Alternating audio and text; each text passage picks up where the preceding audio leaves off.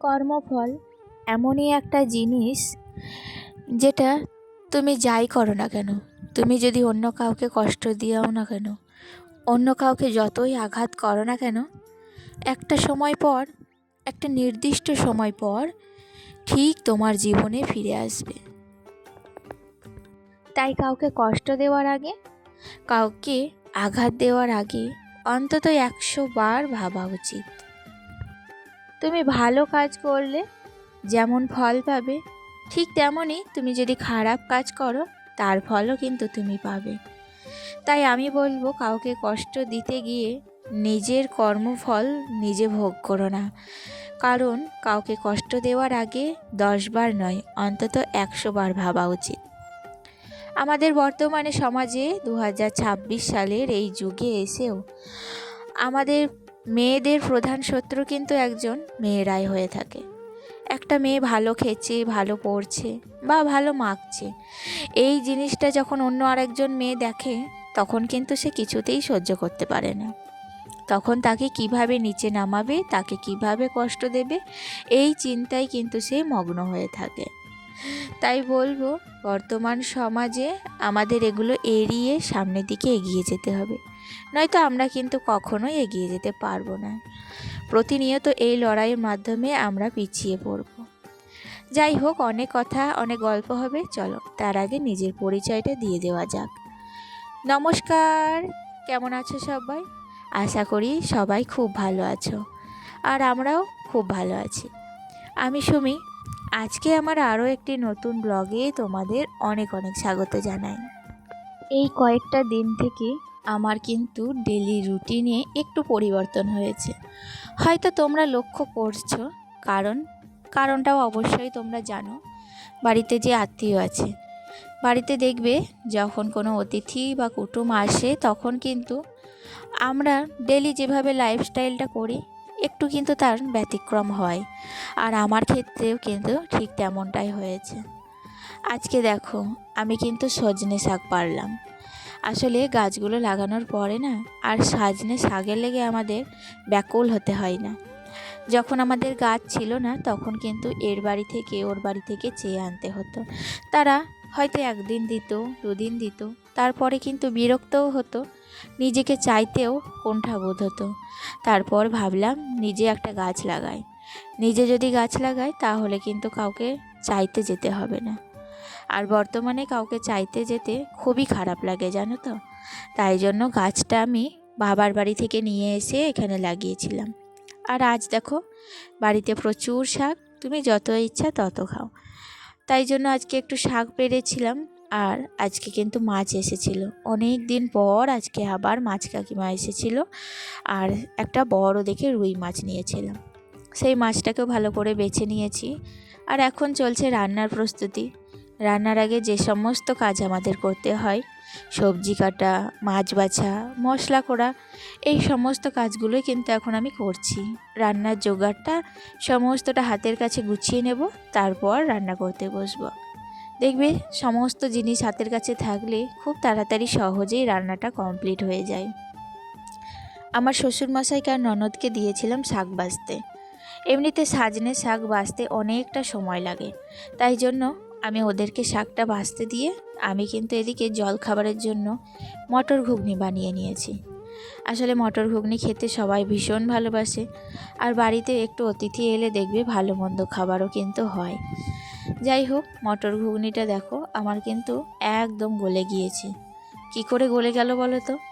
আমি কিন্তু কালকে রাত্রে মটর কলাইটা ভিজাতে দিইনি, সকালবেলায় উঠিয়ে ভিজাতে দিয়েছিলাম গরম জলে। এটা কিন্তু একটা টিপস, তোমরা যদি কেউ রাত্রিবেলায় মটর কলা যদি ভিজাতে ভুলে যাও তাহলে সকালবেলায় গরম জলে ভিজাতে দিয়ে দেবে। ঠিক যেমনটা তুমি রাত্রি ভিজালে দিলে পেতে, সকালেও কিন্তু ঠিক তেমনটাই পাবে। আজকে রান্না করছিলাম দেখো আলু পটলের তরকারি। হঠাৎ করে রান্না করতে করতে কারেন্টটা অফ হয়ে গিয়েছিল, মাঝখানে কোনো রান্নার ফুটেজও নেওয়া হয়নি। একেবারে চলো ডাইরেক্ট চলে এসেছি রান্না কমপ্লিট করার পর কী কী রান্না হয়েছে সেটাই শেয়ার করতে। দেখো, আলু পটলের তরকারি রয়েছে, এখানে মাছ ও ডিমের ঝোল রয়েছে, আর তার সাথে করেছিলাম একটু পেঁপে ভাজা, আমের চাটনি, আর ওই যে সজনে শাক পেরেছিলাম সেই সজনে শাকটা লাস্টে করে ভাতটা নামিয়ে নিয়েছিলাম। রান্নাবান্না করার পর এখন এসেছি, দেখো ঘরের কিছু কাজ পড়েছিল বাকি, সেগুলোই এখন সারবো। কালকের ভিডিওটাতে আমি অনেকজনের কাছ থেকে অনেক রকম ভালো ভালো একরকম মন্তব্য পেয়েছি। যাই হোক, আশা করি তোমাদের হয়তো ভালো লাগে আমার ভিডিও, তাই জন্যই তোমরা এত সুন্দর সুন্দর কমেন্ট করেছো। আমার খুব ভালো লেগেছে। এভাবেই তোমরা আমার পাশে থেকো। সামনের দিনে আমি আরও সুন্দর সুন্দর ব্লগ দেওয়ার চেষ্টা করব। এদিকে দেখো, মশলা করার পর আমার কিন্তু এই জায়গাটা ভীষণ খারাপ হয় অবস্থা। তার সাথে রাত্রিবেলায় কিছু জলের বোতল ছিল, সেগুলো পড়েছিল। আসলে সকাল থেকে না বেডরুমে আসার সময়ই পাইনি। সকাল থেকে এধার ওধারের কোনো কাজ করে রান্নাতে একদম ঢুকে পড়েছিলাম। আর রান্নার কাজ কমপ্লিট করে তারপরে এসেছি বেডরুমে। এখন বেডরুমটাকে একটু পরিষ্কার করে নেব। একটা পরিবারে দেখবে অনেকগুলো মেয়ে থাকলে না, সব থেকে কষ্ট কার বেশি হয় বলো তো? সেই বাড়ির বউটার। সে না পারে কাউকে মুখ ফুটে নিজের কষ্টের কথা বলতে, না পারে কাউকে নিজের অসুবিধার কথা বলতে। আর এমন কিন্তু কোনো মানুষ নেই যারা নিজে থেকেই তার অসুবিধাটা বুঝে নেবে, তার কোথায় কষ্ট হচ্ছে সেটাও বুঝে নেবে। তাই জন্য সব থেকে কষ্ট কার হয়? সেই বাড়ির বউটার। আমাদের বর্তমানে এখন কিন্তু বাড়ির বউরা সবই পরাধীন হয়ে রয়েছে। যতই আধুনিক যুগ হোক না কেন, বাড়ির বউরা সেই আগের মতনই পরিস্থিতিতেই কিন্তু তাদের লড়াই চালিয়ে যাচ্ছে। দেখো, সময়ের সাথে তাল মিলিয়ে চলতে হয়। যখন তুমি একদম চুপ করে নিজের নিন্দা সহ্য করতে পারবে, তখনই কিন্তু তুমি মানুষ চিনতে পারবে, তুমি জীবনে বাঁচতে পারবে। আর নিজের নিন্দা যদি না শুনতে পারো, উপরন্তু তর্ক বিতর্ক করে অশান্তি আসবে, শান্তিটা নষ্ট হবে। এর থেকে বেশি আর কিছুই হবে না, পরিবর্তন কিছুই আসবে না। যাই হোক, তোমাদের সাথে কথা বলতে বলতে এদিকে আমার অনেকগুলো কাজ কমপ্লিট হয়ে গেছে। এখন বিছানাটাকে একটু ঝেড়ে নেব। বাবুর শরীরটা যেহেতু ভালো নেই, ডাক্তার দেখিয়ে আনার পরেও ওষুধগুলো খাচ্ছে, তবুও এখনও না সম্পূর্ণ ভালো হয়নি। তাই জন্য স্কুল থেকে আসার পরে কিন্তু এই রুমেও বসে থাকে, এখানেই খেলাধুলা, এখানেই সবটা। তাই জন্য আমি দুপুরবেলা করে রুমটাকে আরও একবার ঝেড়ে নিই, নয়তো বিছানার মধ্যে যত কাগজ কেটে কুটি করে সমস্তটা নোংরা করে রেখে দিয়েছে। আর এদিকে কয়েকদিন ধরে আমার ক্লিনিং ডাস্টিংয়ের কাজগুলো কিচ্ছু করা হচ্ছে না। তাই জন্য দেখো, এখন একটুখানি হালকা করে ক্লিনিং করে নিচ্ছি, পরে ডিপ ক্লিনিং সময় যখন পাবো তখন করে নেব। যাই হোক, দেখো আমার কিন্তু সমস্ত কাজ ঘরের প্রায় কমপ্লিট হয়ে এসেছে। আর এখন একটু দোকান আনতে দেবো, জানো তো, বিকেলবেলায় যাবে, তাই ভাবলাম যে লিস্টটা এখন থেকেই করে রাখি। আর আমি কিন্তু প্রত্যেকটা জিনিস নোট করে করে আনাই, যে সমস্ত জিনিস আছে সেগুলো বাদ দিয়ে যেগুলো নেই সেগুলোই আনতে দিই। চলো, তারপরে একদম বিকেলবেলায় তোমাদের সাথে দেখা হচ্ছে।